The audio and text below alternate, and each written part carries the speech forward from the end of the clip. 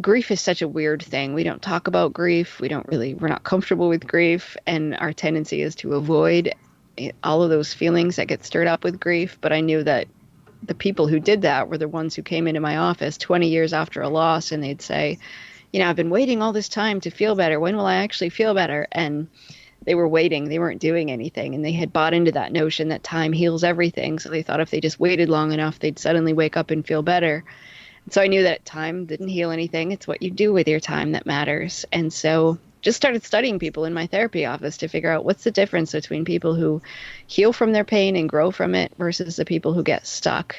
And pretty early on, I realized it was more about what people didn't do rather than what they did. If people didn't have certain bad habits, they could go through tough times and they seemed to come out better and stronger because of it. So I thought, all right, how do I now apply these things to my own life? And then 3 years later, 3 years to the day that my mom died, my husband, 26 years old at the time, died of a heart attack.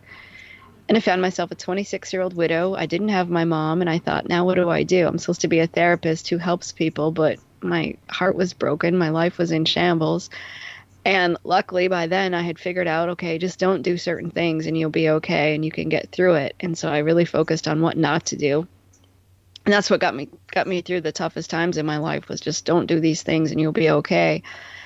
And few years later, my father-in-law was diagnosed with terminal cancer, and I found myself in this place of thinking, this isn't fair. I shouldn't have to lose someone else. I don't want to go through this. And, if I'd learned anything, it was that self-pity is what keeps you stuck. And so I sat down and I wrote a list of all the things mentally strong people don't do. And it was those things I knew that I'd learned from being a therapist, but I learned throughout my own experiences. If you just don't do these things, you'll be okay. Number one on the list is don't feel sorry for yourself, because I was in the midst of hosting a pity party for myself. And when I was done, I happened to have 13 things on the list, but I read it over to myself as much as I could. And I thought, all right, this is helpful. If I read through this list, I feel okay. So then I thought, well, maybe it'll help someone else. And I published it online and thought maybe it would resonate with a couple of people, but 50 million people read that list. And before I knew it, people wanted me to write a book, and I, changed the course of my life to now be able to talk about mental strength and the bad habits that hold us back.